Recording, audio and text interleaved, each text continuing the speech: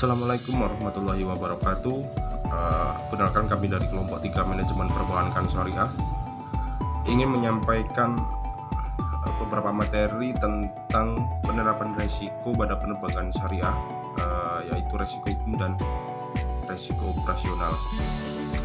Kelompok kami terdiri dari 3 anggota. Yang pertama, saya sendiri NPM 0003, ada Mas Cahyo Wahyudi NPM 0153 dan Bu Muslihah NPM 00158. Untuk yang pertama, pengertian resiko. Resiko menurut Jolgi, Siegel, dan J.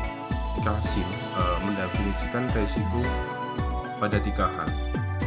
Yang pertama adalah keadaan yang mengarah kepada sekumpulan hasil khusus di mana hasilnya dapat diperoleh dengan kemungkinan yang telah diketahui oleh pengambil keputusan. Untuk yang kedua adalah variasi dalam keuntungan penjualan atau variabel keuangan lainnya. Dan pengertian risiko yang terakhir adalah kemungkinan dari sebuah masalah keuangan yang mempengaruhi kinerja operasi perusahaan atau posisi keuangan, seperti risiko ekonomi, ketidakpastian politik, dan masalah industri. Yang selanjutnya, manajemen risiko pada perbankan syariah. Manajemen risiko dalam perbankan syariah adalah suatu upaya yang dilakukan oleh bank syariah untuk mengatur dan mengawasi risiko dengan tujuan meminimalisir risiko agar hasil yang ditargetkan dapat tercapai dengan cara efektif dan efisien. Dalam manajemen risiko pada perbankan syariah, kualitas penerapan manajemen risiko terdiri dalam 3 aspek, yaitu yang pertama, tata kelola risiko, yang kedua, kerangka manajemen risiko, yang ketiga, kecukupan sistem pengendalian risiko. Yang selanjutnya, jenis-jenis risiko perbankan syariah. Jenis-jenis risiko perbankan syariah ada 2, yaitu risiko hukum dan risiko operasional. Risiko hukum atau legal risk adalah risiko yang disebabkan oleh adanya kelemahan aspek yuridis, seperti adanya tuntutan hukum, ketidakadaan peraturan perundang-undangan yang mendukung, atau kelemahan perikatan seperti tidak terpenuhi syarat keabsahan suatu kontrak atau pengikat agunan yang tidak sempurna. Yang selanjutnya ada jenis risiko operasional. Risiko operasional adalah risiko kerugian sebagai akibat dari ketidakcukupan atau kegagalan proses internal yang terkait dengan manusia dan sistem, atau risiko eksternal. Risiko operasional juga terkait dengan risiko kegagalan teknologi, sistem, dan modal analisis. Risiko operasional lebih signifikan lagi bagi perbankan syariah karena fitur-fitur perjanjian mereka yang khusus dan lingkungan hukum umum. Selanjutnya akan disampaikan Bu Muslihah. Terima kasih. Mengenai pengendalian risiko hukum, yaitu penanganan sengketa pada tahap pralitigasi, penanganan sengketa pada tahap litigasi, kelemahan perikatan dengan langkah pengendalian tahap pasca transaksi.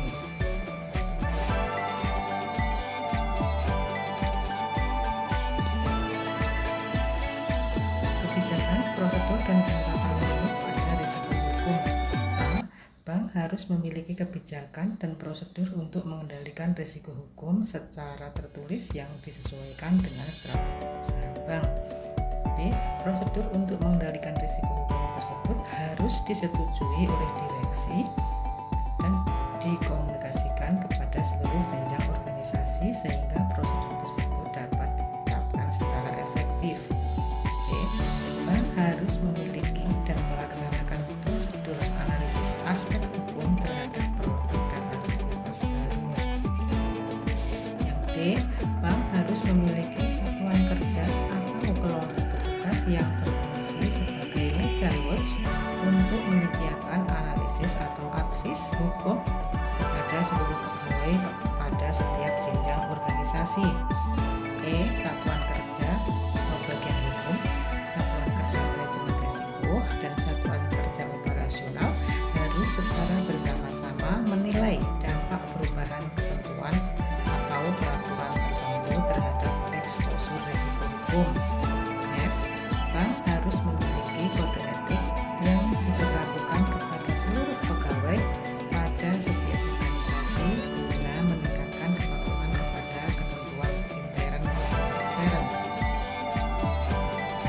Selanjutnya, faktor terjadinya risiko operasional, yaitu 1. Kegagalan proses internal, 2. Akibat faktor manusia, 3. Kegagalan sistem, dan yang keempat akibat kejadian eksternal. Terima kasih atas kesempatannya. Saya akan melanjutkan materi mengenai pengukuran risiko operasional.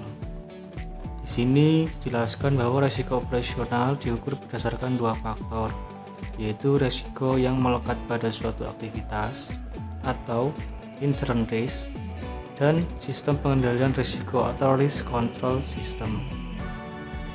Penilaian terhadap risiko inherent didasari pada pengamatan terhadap kejadian risiko operasional, terutama frekuensi dan dampak dari kejadian tersebut. Frekuensi adalah seberapa sering suatu kejadian risiko operasional terjadi di masa lalu, dan kemudian estimasi tren frekuensi di masa depan.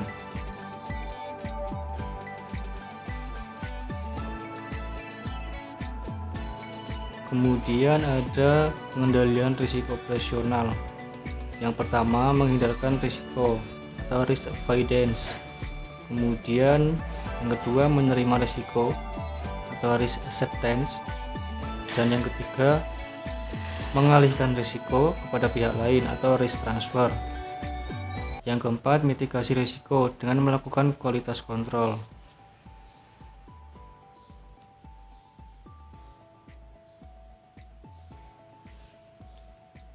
Di sini ada juga risiko spesifik perbankan syariah, tentunya yang berkaitan dengan risiko operasional dan risiko hukum. Yang pertama ada risiko commercial displeasure, atau mengidentifikasi risiko komersial displeasure sebagai risiko ketika bank syariah berada dalam tekanan untuk membayar deposan investor pada tingkat pengembalian yang lebih tinggi dari yang harus dibayar sesuai dengan syarat sebenarnya adalah perjanjian investasi. Kemudian ada risiko tata kelola, di mana di sini mengacu pada risiko yang timbul dari kegagalan dalam pengelolaan lembaga.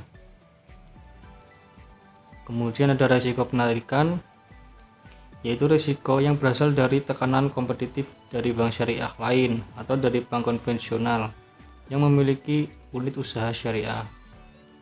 Kemudian yang terakhir risiko fidusia, yaitu risiko yang timbul dari kegagalan suatu lembaga dalam mematuhi standar eksplisit dan implisit yang berlaku. Nah, mungkin tadi sedikit materi mengenai risiko hukum dan operasional perbankan syariah. Untuk kurang lebihnya kami mohon maaf. Kami akhiri. Wassalamualaikum warahmatullahi wabarakatuh.